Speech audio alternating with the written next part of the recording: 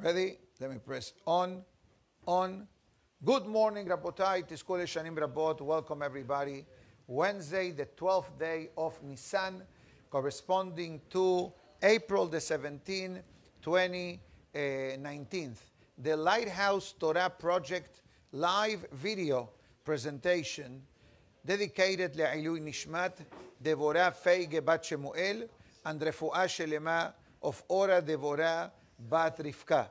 For the iTorah.com live audio recording dedicated Refuah Shelema, David Menachem Ben Devorah Leah, as well as Shidduch for Nehamadina Bat Hanabatia, and Refuah Shelema Betty Bat Veki Victoria, and Refuah for Rachel Penina Bat Jenny. Be'ezrat Hashem, Hashem give Refuah Shelema, Refuat HaNefesh, Refuat HaGuf to everyone. Amen. Do you want the painters to continue to work? They're outside. I've identified all of them. Yes? Okay. To be careful when it comes to the issue. We've done that, and JTTF and I are investigating further. Thank you so much. You got the pictures, right? Yes, sir. Thank you. Thank you. Everything is fine, not to worry. Just regular holiday checkup. Just in case if you saw to the video, everything is fine. Baruch Hashem, enjoy the holiday.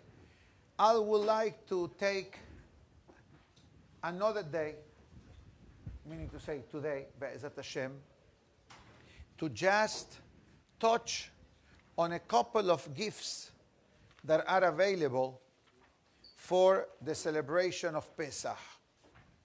And Beli Neder, tomorrow we can discuss the search of the Hametz, and we can also move on a bit more with the Seder of Pesach.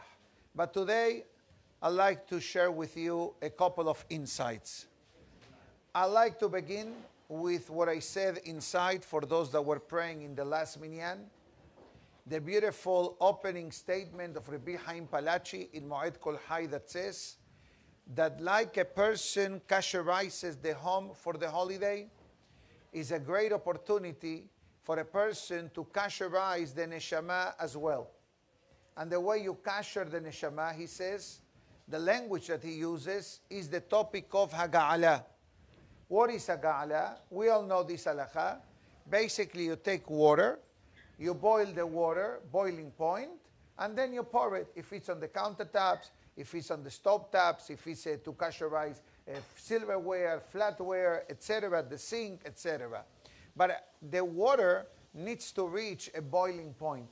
And for us to have water that is so hot, I need to have two aspects. I need to have the water, and I need to have the fire. And the water gets heated up or warmed up by the fire, and this is how I'm able to do Haga'ala. Why do I bring this example? Because at the end of the day, water and fire, both of them are related to the aspect of Torah learning. The Pasuk writes concerning the giving of the Torah, Mimino esh dat lamo. The Torah is fire. That's why there is a beautiful Pasuk that we read back in Perashat Sav, Esh tamid, tukad ala mizbeach, lo tichve. What's the meaning of this verse? Pasuk literally means that always, constantly, we must have a fire burning in the mizbeach. Although this Pasuk physically may refer to the actual mizbeach in the Beit HaMikdash, but the Pasuk actually means that a Jew must always be in motion. In other words, serving Hashem cannot come to a standstill. In Avodat Hashem, either we go up, either we go down. So our mission as Yehudim is what? To make sure that the fire is always burning. You know, the fire will burn forever. It's not a Hasidic motto. It's actually a pasuk from the Torah. It's actually a pasuk in Perashat Tzav, and this is part of Avodat Hashem. In other words, my mission or my responsibility as a Yehudi is, how can I grow more in Avodat Hashem? The Gemara tells us that a person must say always, Matai yagiu ma'asai lema'aseh abotai. When my deeds will arrive to the level of the deeds of my father. Doesn't mean your biological father. It means the forefathers of Am Israel. In other words, there is room to grow. There is room to grow. Baruch ata Adonai Eloheinu melech ha'olam shehakol nihiya bidbaro. No, room to go is a furniture store. Okay? This is room to grow. You grow in Avodat Hashem. What can you do better? What can you enhance? And honestly speaking, the only way that a person can truly grow is through Torah learning, as I said this 2 days ago. So that's how the opening statement of Rabbi Chaim Palachi comes, meaning to say that Pesach is not only the physical, but it's actually the spiritual as well. As the Zohar Kadosh writes, the Hames is compared to the Yeser Hara. The Matzah is compared to the Yeser Tov. We evaporate, we erase, we burn, we dispose, we get rid of the Hames, so to speak, meaning to say we get rid of the Yeser Hara and his agents. The Yeser Hara has a lot of agents that comes and disturbs the life of the person. Some of these agents are called arrogance, haughtiness, anger, laziness, aslut, asbanut, kanna'ut, rama'ut, ka'as in Hebrew. All these words that I just said in English and in Hebrew are agents of the Yeser Hara. How can I get the person? How can I prevent the growth of the person? How can I bring the person into a situation that really is going to miss the opportunity? And therefore, you know what the halakha says in the Seder of Pesach? One of the opening statements of the halakha: set up the table before the holiday starts. Don't wait till the holiday starts and then, okay, who is coming, who is not coming, how many masot? No, the halakha says set it up in advance. In advance doesn't mean from today. Although there could be some people that are makpid and they already have the holiday table with a tablecloth, the chairs, maybe plates, who knows? But definitely the halakha says prepare in advance. If you listen to this halakha, although that literally means set up the table, you know what is the meaning of the halakha? Set up your table, set up your neshama. Set up your neshama before Pesach starts. In other words, don't wait till Pesach starts to start getting rid of the Hametz. Do it ahead of the game. Do it before. And where do I know that the table is the neshama? It's actually a pasuk from the book of Yehezkel. A pasuk that every time we recite Birkat Hamazon, we say it. What the pasuk says? Vaydaber elai ze hashulchan, right here. Asher lifnei Hashem. This is the table that is in front of the Almighty. The Gemara writes, all the time that the Mizbeach was alive in Jerusalem, in the Beit HaMikdash, the Mizbeach is mechaper. The Mizbeach atones to the sacrifices. Now that I don't have Mizbeach, what atones for my actions? The Gemara says, Shulchano shel ha'adam. The table of the person atones. And listen to this hidush. And it says that we know that in the night of Pesach, we should have a beautiful table set up in honor of the holidays. And beautiful, it doesn't mean how much money you spend in your china or your silverware. For many people, especially large families, perhaps they may use disposable plates, disposable forks and knives. I know that perhaps it's not our style, but today you see it in the kosher supermarkets. You find disposable stuff that is nicer than the real stuff.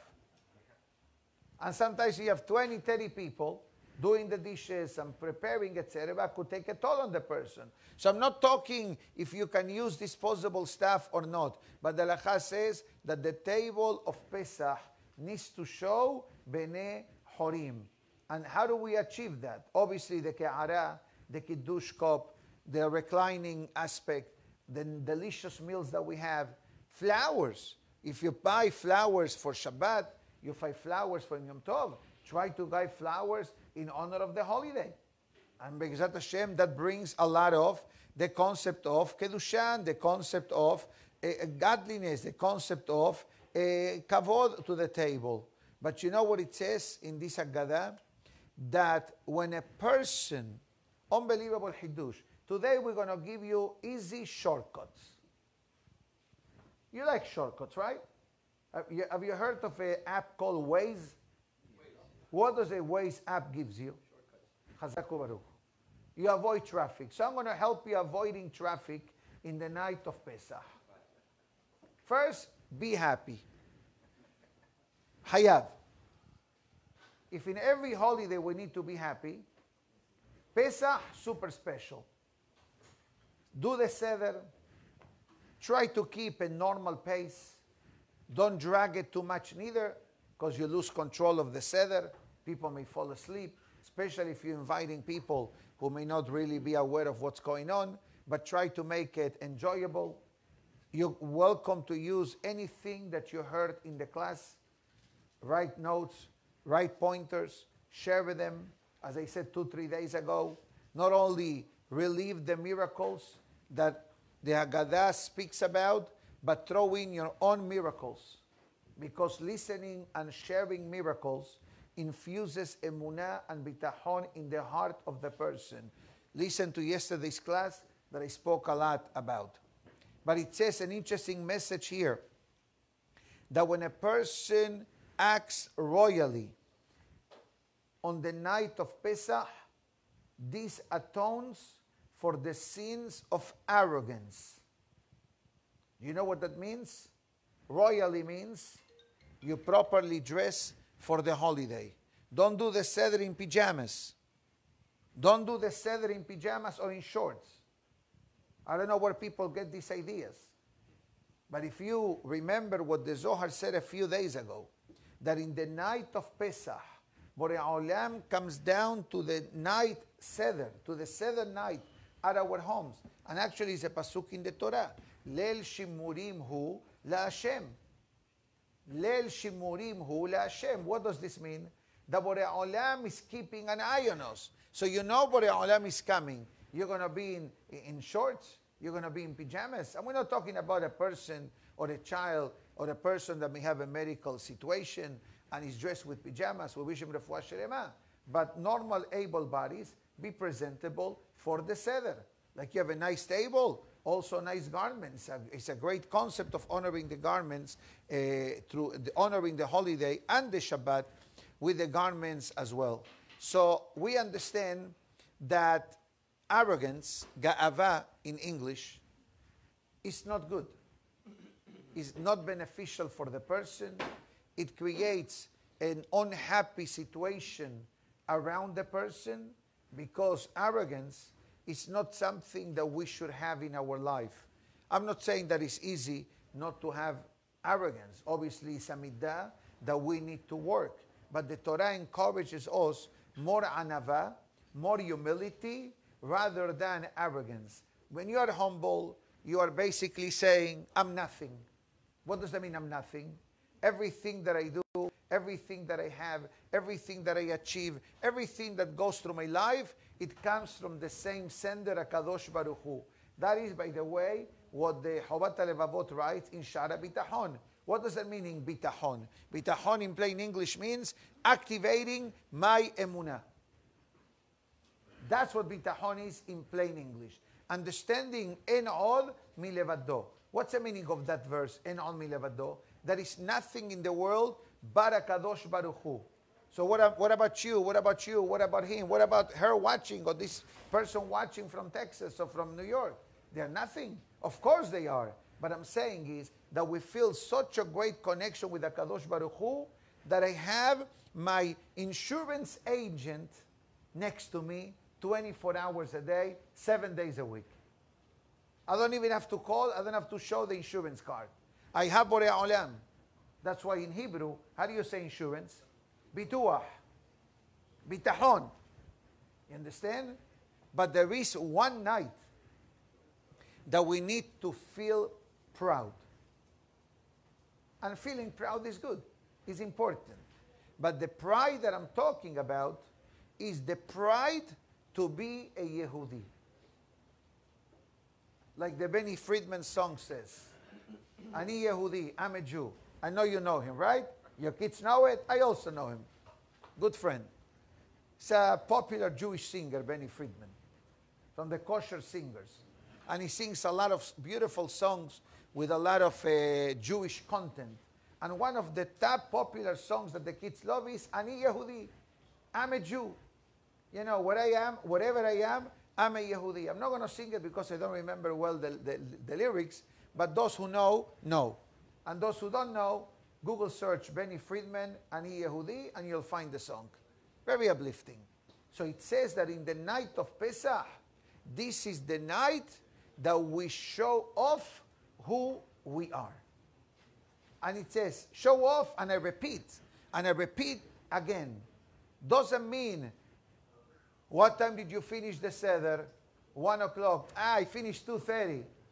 That's not the showing off that I'm telling. Which wine did you drink? Oh, I drank a Carmel 18%. Oh, I drank Carmel 24%.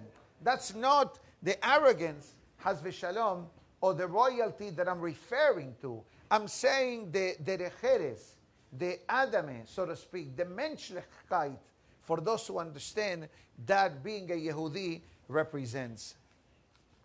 We'll go further. As I said before, we're going to be discussing today short messages for Pesach. Not directly on the Seder, that we'll have for tomorrow, Be'ezat Hashem, but small tips, insider's tips. We know that there is the concept of candle lighting for Shabbat, candle lighting for Yom Tov. The Gemara says, Hazahir bener, Havyanle banav talmidei hachamim. Gemara gives you a guarantee. A person that is meticulous in the mitzvah of candle lighting in honor of Shabbat, in honor of the holiday, in honor of Hanukkah, the person will have the merit of having children, talmidei hachamim. What's the connection? The pasuk says, Kiner mitzvah veTorah or. The candle represents the commandments. The fire represents the light of the candle. What is the purpose of the candle? To bring light, to bring shalom. That's the reason why our Hachamim established the concept of candle lighting in honor of the holidays, in honor of Shabbat, for Shalom Bayit. That's the reason why. If you can only afford wine or candles, what the halakha says, buy the candles. You can make kiddush on bread or on matzah, but no one can substitute the Shalom Bayit, the peace and harmony and godliness that the candles brings upon the person. We know halachically the earliest a person can light the candles is from the time of Plaga Mincha, but the halakha makes great emphasis that the husband needs to become a partner with his wife in the concept of candle lighting, which is not a new Hidush. We learned this a while back in the laws of Shabbat. But like on Erev Shabbat, the husband sets up the candles for the wives. In honor of Yom Tov, the husband also needs to set up the candles in honor of the wife. Like this, you become now an active partner in this particular mitzvah. And therefore, our Hachamim encourage, and this is found in many Siddurim, or in the Aneni book, or in the Mahzor, that there is a special prayer that the Jewish mothers, Jewish wives, Jewish women recite when they do candle lighting. And part of the prayer is basically praying for your children. Praying for your children, praying for your descendants. Should be people of good name. You know, there is a very famous song known as Vezakeni. Vezakeni legadel. Okay, that song, you should know this, comes from the prayer of candle lighting on a Friday afternoon. What's the meaning of this song? Bezakeni legadel. God give me the merit and being able to raise banim ubne banim, children and grandchildren, Ohavei Hashem, that love God, that follow the Torah, umeirim et ha'olam kulo, and they bring light to the world. So that's why the Gemara says, if a person sees the opportunity, sees the moment of candlelighting brings upon the Jewish home, you can see results. Not today, not tomorrow, but you will see them, Be'ezat Hashem, throughout life. Beautiful, beautiful insight. Now,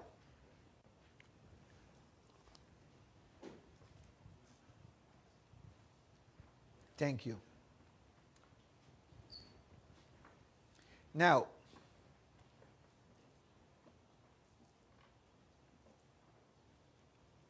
we know that on the Shabbat and holiday table, we have always bread, challah, masot in Pesach, obviously, and also today we are going to speak about salt. The importance of salt in the table of a Yehudi. And again, a disclaimer. I'm traveling all over the world, like Eliyahu Navi. Every day, every hour, every minute in a different town for a Berit Milah. So I'm moving through the Seder. Not the Seder itself, but the decoration of the Seder. So obviously, Masot, I hope that by now everybody has Masa, but not regular Masa. Masa Shemura. And ideally, Masa Shemura made by hand. That is the appropriate Masa, at least for the Seder of Pesach. For the rest, you can have machine Shemura. We encourage people to get Shemura. Although you can buy the other one, but the Lachas gives a great, message. Hacham Ovadia Yosef writes that the ideal Masa is the handmade round matzah, Shemura, for the Seder. You have the Kavanah, Masa Mizvah, etc. It costs you a bit more, but who looks at money when it comes to Pesach, right? You slide the credit card, you bring the Gemara statement that guarantees all your expenses, as the Gemara writes in Betzah, chapter 2, Shabbat, holidays, Rosh Chodesh, education for Torah of your children, charity, all these things, you get a separate budget for the year. The more you spend, the more you get. So don't look at the money aspect of the difference between the handmade matzah and the machine-made to be, God forbid, a detriment. And if you know someone that lo alenu velo alechem may be in a position that $10 or $20 may make a difference in their expenses of Pesach, let me know privately, because Baruch Hashem, as of today, we means all of you that participated, we may have given close to 100 envelopes for the holiday, and not with $18 inside. Ben Porat Yosef, and this is definitely a great zechut for the members of the Kahal and everybody that participated from our virtual audience as well. Many participated virtually online. Many people left donations to the synagogue. Many people went to the Torah, Shabbat, and gave also donations for the fund for the needy. Till a few minutes ago, we were giving envelopes. And we still have more people coming later on to pick up. And although many of them may not be considered what we consider, God forbid, needy, but we all know that a person who has a fixed income or limited income, an envelope of several $100s can make the difference of celebrating Pesach properly or celebrating Pesach in a challenging and difficult form. So I take the opportunity to say Hazau Baruch, by the way, to everyone that participated, each one on their means, Ehada Marbe, Behada Mam'id, and in this zechut, like we take care of the needy of Hashem, Borei Olam also takes care of our needy. Who is the needy of a husband, the wife, and their children? Now, let's talk about salt. Salt has a long-lasting relationship with the Torah, with God, with the Bet HaMikdash, and with every Jewish home. Every Jewish home. Let's discuss salt for a minute. How many times salt appears in the Torah? I don't know that answer. But I know that there are certain pesukim that bring the word melach, that bring the word salt, which I want you to think for a minute. Lechem, bread, and melach, salt, are exactly the same letters. Are exactly the same letters. I'm going to use the whiteboard. You let me? Thank you.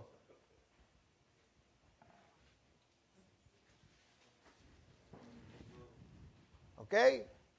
You see it, Rabotai? Melach on top, salt, lechem, bread. You got it? Same letters. Do the match. I'll do this in English. Even though that Pesach and bread, they don't talk to each other, they are in quarantine, so to speak. But Masa, it's called lechem. Lechem oni. The bread of the affliction. When we eat Masa, which beracha do we say? Hamosi lechem min haaretz. So bread or Masa, for my purpose of speaking today, does not make a difference. But let's review quickly. How many times? No, not many times, because I don't have that answer. But several times in the Torah, thank you so much, the word melach appears. One of them, the wife of Lot, but tehi nesiv melach. She became a pillar of salt. Another verse, Al kol korbanecha, leave it there, I'm going to use it one more time. Al kol korbanecha takriv melach. Every offering in the Bet HaMikdash has salt. The Torah calls salt berit melach olam, an eternal covenant. So far, I mentioned 3 places in the Torah that the word salt appears. It could be more, but for sure 3. That's in the Ketoret. I'm talking in the Perashah, but good point as well. Melach Sedomit, the salt from Sedom. That connects to the wife of Lot. The first time the word salt appears in the Torah, the Pasuk says, Vatehi Nesiv Melach. The wife of Lot became a pillar of salt. That's why the Ketoret says, Melach Sedomit. The salt originally mostly found was in the place of Sedom. And we'll explain in a minute why this lady, she turned, so to speak, into a pillar of salt in a moment. But I'll explain the following. Why the Torah calls the salt Berit Melach Olam, an eternal covenant with the salt. Salt is tricky. Too much salt, not edible. Not salt, no flavor. You need to find the right amount of grains. You know, my wife asked me the other day, put some salt on the salad. So me as a good husband, I ask, how much? Says, pour in your hands. I pour like half a cup or like quarter cup. Say, no. Rabbi Arif, I'm not a chef. I can do dishes. I can go to the supermarket. I can make good omelette, I was told. Okay, but Dayeno, you know. Say, no, like this. But how much? You'll feel it. Okay. I put, Baruch Hashem, not an issue. But the Torah calls salt berit, a covenant. What kind of covenant? Olam, eternal shalom. Okay, now they're saying shalom, so I'm saying shalom back. Since when eternity and salt?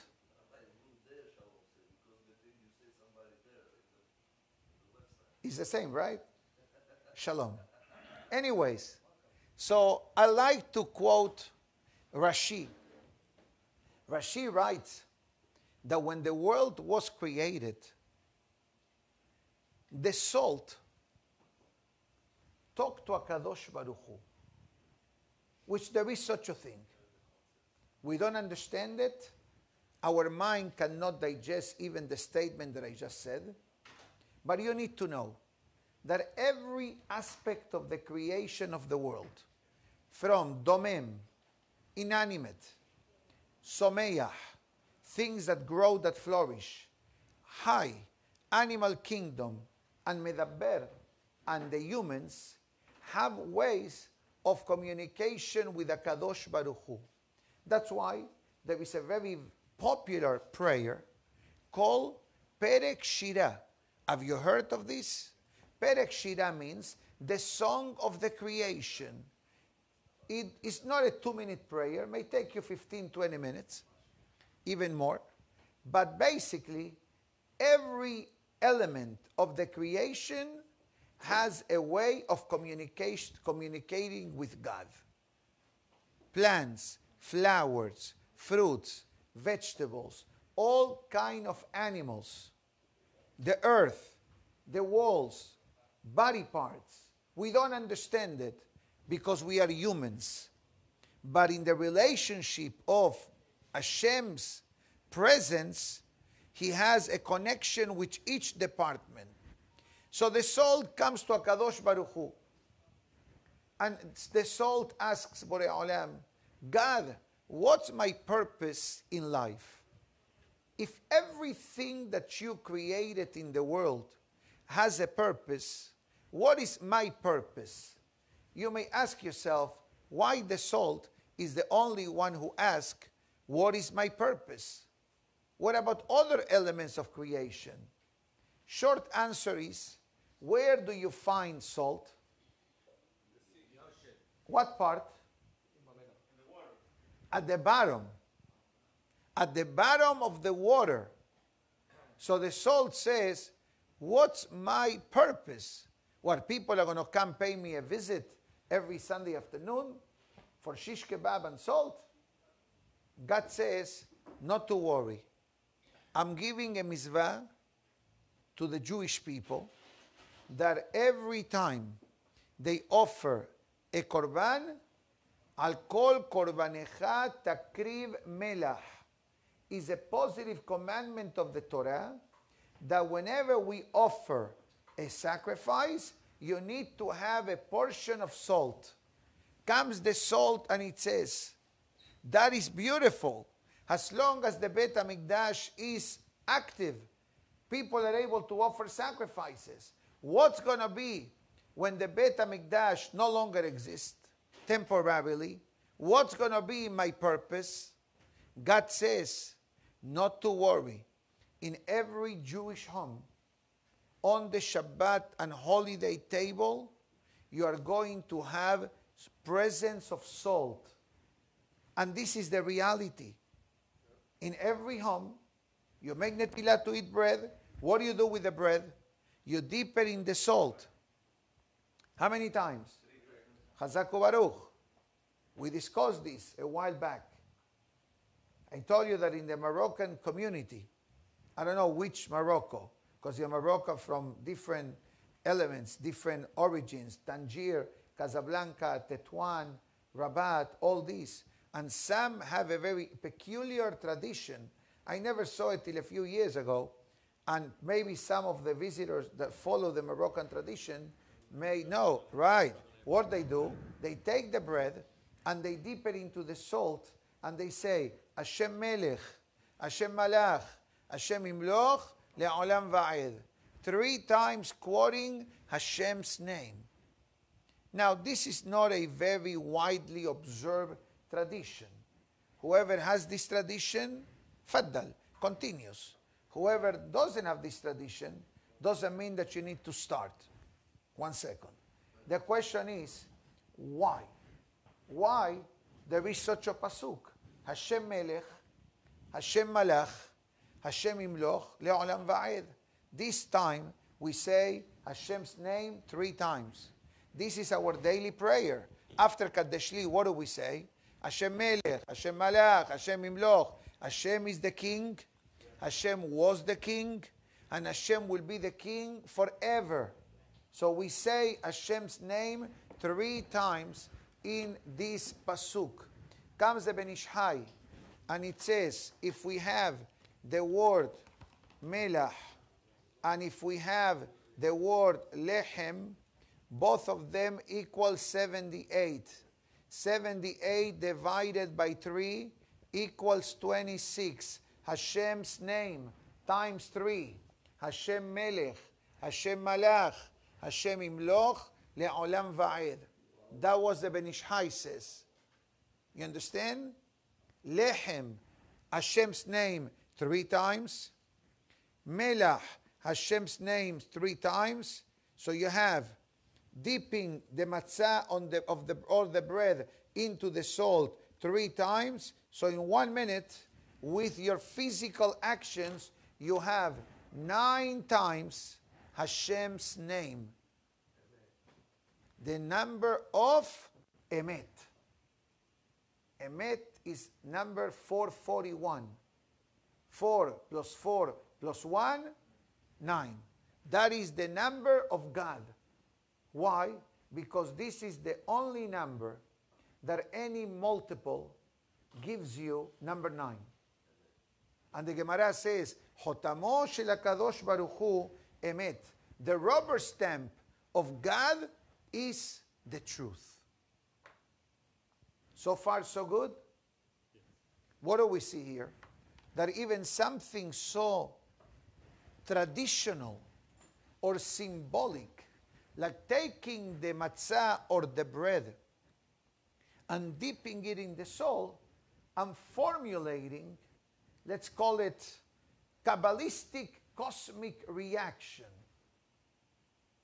Like when you give charity. Remember when you give charity, we explained this a few weeks ago, right? The 10 fingers, the coins, the 2 hands, the hand that gives, the hand that receives, the arm, that's the letter Vav, that is the Yod, the He, Mehila, the He. You have the money is the Yod, the right hand that gives is the He, the arm is the Vav, and the Kupa, or the other hand that receives, is the He. So you have Yod, Ke, Vav, Ke. You give charity, you are formulating God's name in the world. Virtual reality. It's not a Hiddush. It's only the Hiddush with the goggles or with a special visor. But virtual reality, we do it every time we give charity. It gets even better. The Ben Ish Hai writes this clearly.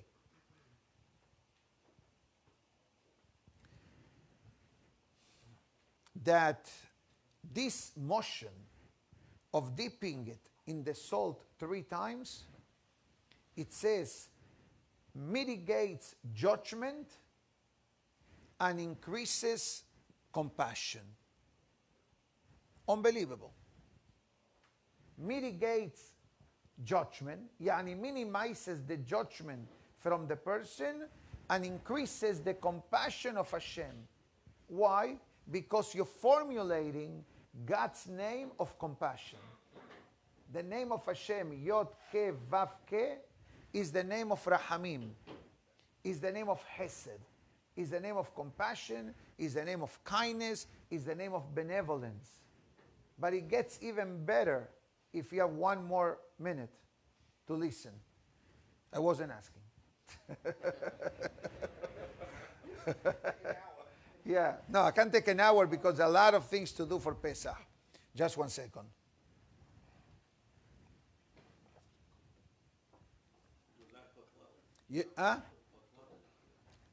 Half a cup, yes. 1 cup, yeah.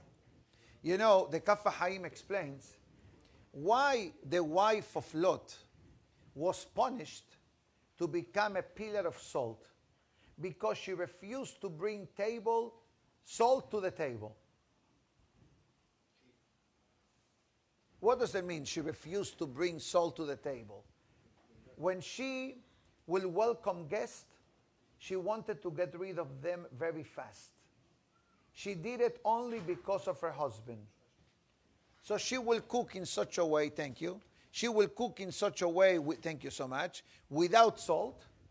So the guest will not stay long and will not come back. The Kaf HaChaim,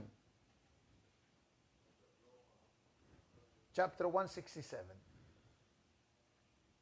Again, small things, simple things, are not so simple. Salt also, we know, that doesn't spoil. Correct? Sugar may get boggy. Sugar may spoil. Sugar, but salt, the opposite. And that's why Berit Melach Olam, has long-lasting benefit to the life of the person. Not only that, you know that in the laws of kashering meat, there is a mitzvah called meliha. Melach, right? You need to use kosher salt to kasherize the meat. What does it mean, kasherizing? Removing the impurities. You know what the Kaf HaChaim says? That when a person adds some salt to the food, it purifies the neshama as well. You're doing meliha to your neshama. Too much salt is not good for you. But again, it's all symbolic. We're not telling you halachot. Maybe some people cannot have salt, exactly like he said. But the idea is, don't minimize the small action. That's why the tradition is that, God forbid, someone sits Shiva, what kind of egg we give him? Without salt. The afternoon of Erev Tish'a B'Av, what do? We eat the egg without salt. All year long, we eat egg with salt. God forbid, Avelut Shiva, you eat egg without salt. Why? Because the egg with the salt, in a way, represents life. This is one of the reasons why, in the night of Pesach, in the Ke'ara, we put the egg. What's the meaning of we put the egg? You eat the egg and you say, Zecher lekorban hagigah. Now, korban hagigah was not an egg. Korban hagigah was an actual sacrifice. So why do we put egg? Put a minute steak. Why? Short answer. Because the egg is avelut food, so to speak. So in the night of Pesach, we remind ourselves of the destruction of the Bet HaMikdash through the Korban Hagigah egg. And that's the reason why the night of Tisha B'Av and the night of Pesach always fall on the same night. Friday night, Pesach night, Friday night, Tisha B'Av, which is hopefully a day that will not happen. Be'ezat Hashem, between now and Friday, Mashiach will be here, and we don't have to worry about it. But it's important to know all these small things that make a difference in the life of the person. I'll finish with the following. I may have a minute or two for questions towards the end. We know that the night of Pesach, the Arvit night of Pesach, it's a very beautiful Arvit. Besides, this year we have a combo, Kabbalat Shabbat and Pesach, but we also, in the night of Pesach, we recite Hallel, complete Hallel with Beracha, in the Arvit night, as well in the Arvit at night, as well as the Seder.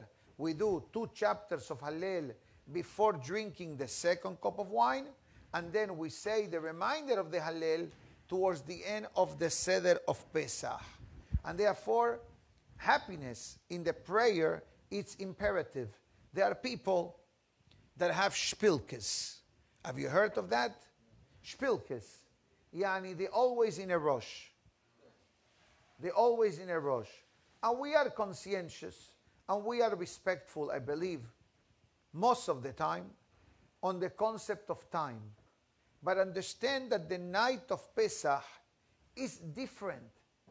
And that's why the Seder begins, Ma nishtanna halayla hazeh mikol halelot. What's the meaning of the word Ma nishtanna? Hazaku Baruch. So guess what? One of the differences in the night of Pesach is the Hallel. Now you finish the prayer. Don't get upset. Don't get upset. So if Arvit took an extra 3 minutes, anyways, you cannot start the Seder properly till Seta Kohavim. So you need to be relaxed. But the next message is being relaxed when you come into the home. Don't say a word. Of course, you can say Shabbat Shalom, Hag Sameach, Abba Kis'ene, Skol Shanim Rabot, beautiful table. You can say only nice things. No criticism, nor negative comments. What did you do? I left to shul at 7. How come the masot are not on the table? Those kind of comments in the night of Pesach are dangerous.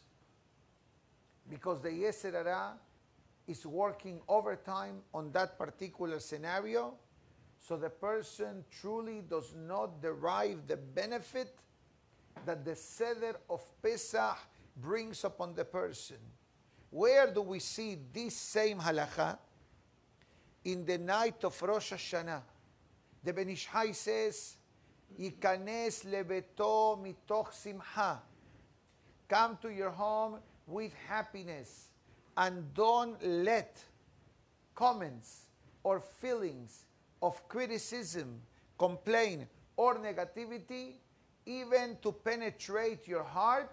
Ki kadosh hayom la'adonenu, because this is a very holy day, not only for us, but also for HaKadosh Baruch Hu as well. Not only that, it says that a person should also have in mind in the night of Pesach, as he is celebrating the holiday, to also discard mentally the challenges or the hardship that a person encounters throughout life. Why? As we're going to say at the end of the Haggadah, at the beginning of the Haggadah in the Halachmania, we're going to say what? Bnei Horim. What's the meaning of the word Bnei Horim? Bnei Horim means free. Now, are we slaves? No, physically. We are able to live, we are able to function, to go and to come as we please. But spiritually and emotionally, we may be slaves to the environment, to the world, to what people do, what people don't do. And therefore it says, the night of Pesach, remove anything that could be a stumbling block in our life. Break the barriers, also on Shabbat, but especially the night of Pesach. The night of Pesach is a night that it's one of the few opportunities in the Jewish calendar that you fly first class without having to pay a premium. Yes. Yes. Okay? So, let me see if there is something else.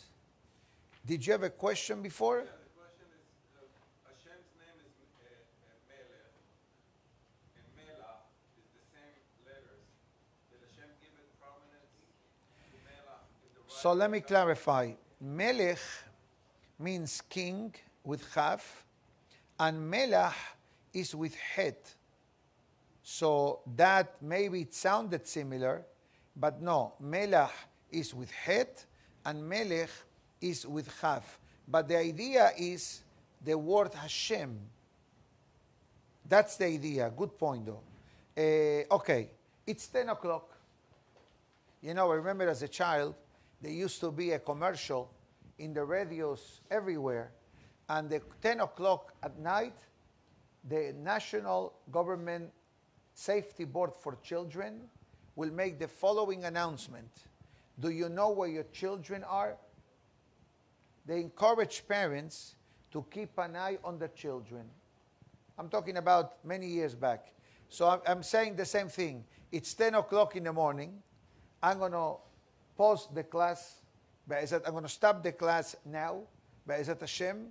And I believe that we cover a lot of spiritual ground between yesterday and the day before and today. So Be'ezat Hashem, tomorrow we're going to concentrate in a pure halachic aspect, searching for the hametz, burning the hametz, and cover the basic fundamental aspect of the seder. So Be'ezat Hashem, we can have a beautiful night and derive not only the beauty of the holiday, but the gifts that the holiday brings upon each and every one of us. Baruch Adonai Le'olam.